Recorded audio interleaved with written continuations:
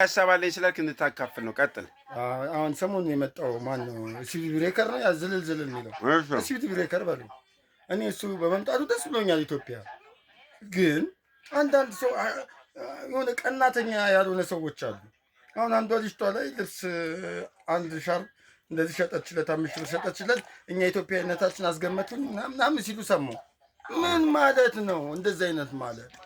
እቺ ልጅ ሻርቡን ስትሸጠው አይተኳል። ፊልሙን ካየው ሻርቡን ስትሸጠው እጁ ላይ ያለውን ሞባይል እያየ ነበር። ላይቭ የሚከታተልበት ደም እየለካ እኮ አይደለም፣ የልብ ትርታውን እኮ እየለካ አይደለም። ምን ያህል ገቢ እየገባለት እንደሆነ እያየ ነው። ትክክል። እዚህ ጋር ብር እያተመ የዚችን ብር ለምንድን ነው ሰው የሚቀናው? ምን ማለት ነው? ቆይ አፍሪካ ህብረት ኢትዮጵያ ውስጥ ይግባ ካሉ አይወጣም ብለን ስንል ለምንድን ነው ብለን ስንጠይቅ ምንድን ነው ያሉት? የውጭ ምንዛሪ ይመጣል አሉ። የእሱ ታዲያ የቀብር ምንዛሪ ነው የጉድጓድ ምንዛሪ ነው? በዛ ላይ ደግሞ እንዴት ውድ ትሸጣለች? እንዴት እንግድነት ወርቅ የሸጠው ሰውዬ በር ላይ እስኪሄድ ስንት ጎዳና ተዳዳሪ ያለ የሚበላ የሚጠጣ ያጣ አንድ ቀን ዞር ብሏቸው አያውቅም። ሁለተኛ ደግሞ ይሄ የሚያሽቃብጠው አባሻ እንዳለ ለፋሲካ ቀን ሂድና ወይንም ደግሞ ለአረፋ ቀን ሂድ እስኪ ይህን በሬ ስንገዛው ሲባል ኧረ ጨምሮ 300 ሺህ ብር ገባ ይላል እኮ 50 ሺህ ብር የማይገዛ በሬ እኮ ነው።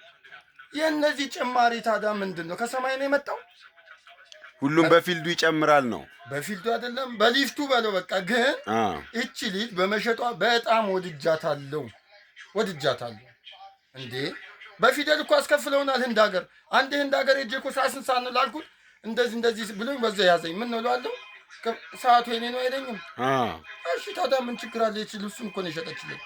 እንደው ብትሰጠውም እኮ ስጦታ እንኳን የሰጠችው ቢሆን እኮ በሁለት ከዛ በኋላ እኮ አልለበሰውም፣ ጥሎታል። አቃጣሪ ሁሉ አበሻ ሳይሆን አበሺ